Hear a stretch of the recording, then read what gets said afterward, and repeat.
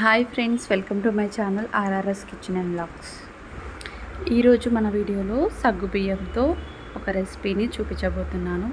సగ్గుబియ్యంతో ఆలుతో చాలా సింపుల్గా ఈజీగా చేసేసుకోవచ్చు. బయట క్రిస్పీగా లోపల సాఫ్ట్గా ఉండే ఈ సగ్గుబియ్యం వడలు చాలా బాగుంటాయి. ఈవినింగ్ స్నాక్స్కి చాలా అంటే చాలా బాగుంటాయి. మీరు కూడా ఒక్కసారి ట్రై చేసి చూడండి. ఈ సగ్గుబియ్యం వడల్ని ఏ విధంగా ప్రిపేర్ చేసుకోవాలో చూపిస్తాను, చూసేయండి. ఒక బౌల్ తీసుకోవాలి. అందులో 1 కప్ వరకు సగ్గుబియ్యం తీసుకోవాలి. ఈ సగ్గుబియ్యంని ఒక 2 to 3 టైమ్స్ వరకు బాగా కడగాలి. ఈ విధంగా బాగా కడిగిన తర్వాత వాటర్ మొత్తం ఉంచేసుకోవాలి. ఇలా ఉంచేసుకున్న దాంట్లో 1 లేదా 2 టేబుల్ స్పూన్ వరకు వాటర్ని వేసుకొని మూత పెట్టుకొని ఒక హాఫ్ అన్ అవర్ పాటు నానబెట్టుకోవాలి.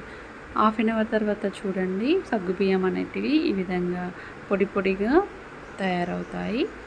ఇట్లా ప్రెస్ చేసి చూడండి, మరీ మెత్తగా కాకుండా ఈ విధంగా పొడి పొడిగా ఉండాలి. ఈ వడలు ప్రిపేర్ చేయడానికి మీరు కొద్దిగా లైట్గా వాటర్ ఎక్కువ యాడ్ చేశారంటే ఇవి మెత్తగా అయిపోతాయి. సాబుదానా అనేది వడలు చేయడానికి వీలుగా ఉండదు కాబట్టి ఈ విధంగా పొడి పొడిగా ఉండాలి. ఇలా మూత పెట్టేసుకొని మిగతా ప్రాసెస్ చూద్దాం. స్టవ్ ఆన్ చేసి ప్యాన్ పెట్టుకోండి. అందులో మనం ఏ కప్పుతో అయితే సగ్గుబియ్యం తీసుకున్నామో అదే కప్పుతో హాఫ్ కప్ వరకు పల్లీలని తీసుకోవాలి. ఈ పల్లీలని 2-3 నిమిషాలు మంట మీడియం ఫ్లేమ్లో పెట్టుకొని బాగా ఫ్రై చేసుకోవాలి. ఒక 2 to 3 minutes ఫ్రై చేసి ఇలా ఫ్రై చేసుకున్న తర్వాత స్టవ్ ఆఫ్ చేసి పూర్తిగా చల్లారనివ్వాలి. ఇవి చల్లారేలోపు మనం గ్రీన్ చట్నీని ప్రిపేర్ చేసుకుందాం. మిక్సర్ జార్ తీసుకోవాలి. అందులో కడిగి కట్ చేసి పెట్టుకున్న కొత్తిమీర అలాగే పుదీనాని వేసుకోవాలి. అలాగే ఇందులోనే వెల్లుల్లి రెబ్బల్ని 2 to 3 వరకు వేసుకోవాలి. ఇందులో టేస్ట్కి సరిపడంత సాల్ట్ని వేసుకోవాలి. నేను ఇక్కడ 1 టేబుల్ స్పూన్ వరకు సాల్ట్ అలాగే హాఫ్ టేబుల్ స్పూన్ వరకు జీలకర్రని వేసాను. పచ్చిమిర్చిని 2 to 3 వరకు ఈ విధంగా తీసుకొని ఈ విధంగా కట్ చేసుకొని వేసుకోవాలి. ఇందులోనే ఫ్రెష్గా ఉండే పెరుగుని 2-3 టేబుల్ స్పూన్ల వరకు వేసుకోవాలి. నేను ఇక్కడ 2 టేబుల్ స్పూన్ల వరకు వేసుకొని మూత పెట్టుకొని ఈ విధంగా వాటర్ వేయకుండా మిక్సీ పట్టుకున్నాను.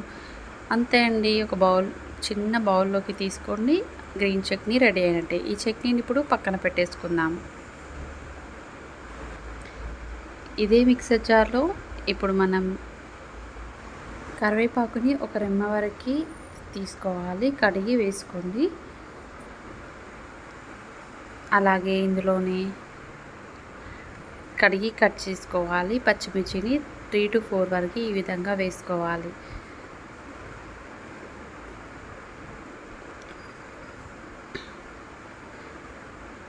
అల్లం చిన్న పీస్ని వేసుకోండి. ఈ విధంగా చిన్నగా కట్ చేసి వేసుకోవాలి. మూత పెట్టుకొని దీన్ని మిక్సీ పట్టుకోవాలి. ఈ విధంగా మెత్తగా అయ్యే విధంగా మిక్సీ పట్టుకోవాలి.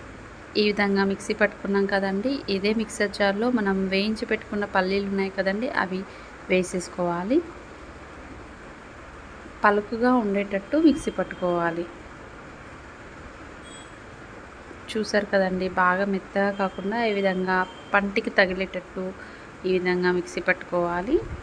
ఈ విధంగా మిక్సీ పట్టుకున్న దాన్ని సగ్గుబియ్యంలోకి వేసేసుకోవాలి. ఇది మొత్తం వేసేసిన తర్వాత మొత్తం సగ్గుబియ్యంకి పట్టే విధంగా ఒక 1 minute వరకు ఈ విధంగా కలుపుకోవాలి. ఇప్పుడు మనం బంగాళదుంపని తీసుకోవాలి. దీనిపైన ఉన్న పొట్టును మొత్తం తీసేసి తురుముకోవాలి. బంగాళదుంపని ఉడికించైనా స్మాష్ చేసుకొని వేసుకోవచ్చు, లేదంటే డైరెక్ట్గా ఈ విధంగా ఉడికించుకోకపోయినా ఈ విధంగా బంగాళదుంప పొట్టు తీసేసి తురుముకోవచ్చు. ఇలా ఈ విధంగా తురుముకొని మొత్తం ఒకసారి ఈ విధంగా కలుపుకోవాలి. ఇందులో ఇప్పుడు మనం కడిగి కట్ చేసి పెట్టుకున్న కొత్తిమీర ఆకుల్ని వేసేసుకోవాలి. ఇందులో మనం రుచికి సరిపడంత సాల్ట్ అలాగే 1 టేబుల్ స్పూన్ వరకు కారం, హాఫ్ టేబుల్ స్పూన్ వరకు జీలకర్రని వేసుకోవాలి. ఇందులో మనం 3 టేబుల్ స్పూన్ల వరకు బియ్యం పిండిని వేసుకోవాలి. ఇష్టం ఉన్నవారైతే ఆనియన్స్ పీసెస్ని ఇవి కూడా వేసుకోవచ్చు. నేను ఇక్కడ వేయలేదు. బియ్యం పిండిని వేసిన తర్వాత ఇదంతా ఒకసారి కలుపుకోవాలి. ఈ విధంగా మనం కలుపుతూ ఉంటే వాటర్ వేయకుండా కలుపుతూ ఉండాలి. ఇలా కలుపుతూ ఉంటే మనకు పిండి అనేది బైండింగ్గా తయారవుతుంది. మనం పిండిని కలుపుకున్న వెంటనే వడల్ని ప్రిపేర్ చేసుకోవాలి. లేదంటే టైం అవుతున్న కొద్దీ ఈ పిండి అనేది మెత్తపడుతుంది కాబట్టి వడలు చేయడానికి వీలుగా ఉండదు. ఈ విధంగా కలుపుకున్న దాన్ని పక్కన ఉంచుకుందాం. ఇప్పుడు మనం డీప్ ఫ్రై చేసుకోవాలి.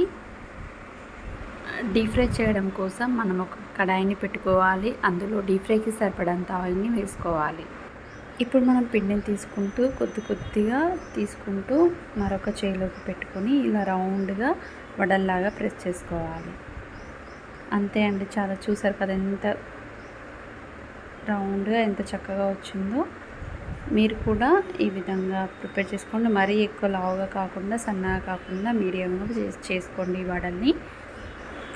ఈ వడలన్నింటినీ ప్రిపేర్ చేసుకొని అయినా మీరు డీప్ ఫ్రై చేసుకోవచ్చు, లేదంటే అప్పటికప్పుడు చేసుకుంటూ డీప్ ఫ్రై చేసేసుకోవచ్చు. ఇలా ఒకదానిపై ఒకటి వేయకుండా ఒక్కొక్కటిగా వేసుకుంటూ ఫ్రై చేసుకోవాలి.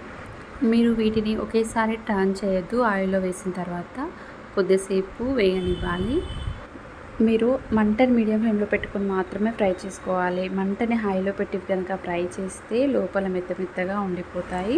లోలో కనుక పెట్టి ఫ్రై చేశారంటే ఆయిల్ అనేది మొత్తం వీటికి పట్టేస్తుంది. కాబట్టి మంటని మీడియం ఫ్లేమ్లో పెట్టుకొని మాత్రమే వీటిని ఫ్రై చేసుకోవాలి. వీటిని ఫ్రై చేయడానికి కొద్దిగా టైం అనేది పడుతుంది కాబట్టి నిదానంగా ఫ్రై చేసుకోండి. చూసారు కదండి, పైన క్రిస్పీగా కలర్ చేంజ్ అయ్యేంత వరకు ఫ్రై చేసుకోవాలి. సేమ్ ఇదే ప్రాసెస్లో మిగతావి కూడా ప్రిపేర్ చేసుకోండి. చూసారు కదండి, చాలా సింపుల్గా ఈ సగ్గుబియ్యం వడల్ని ప్రిపేర్ చేశాను. గార్నిష్ కోసం ఇదే ఆయిల్లో పచ్చిమిర్చిని కరివేపాకుని ఫ్రై చేస్తున్నాను. ఇవి లైట్గా వేగిన తర్వాత స్టవ్ ఆఫ్ చేసేసుకోవాలి.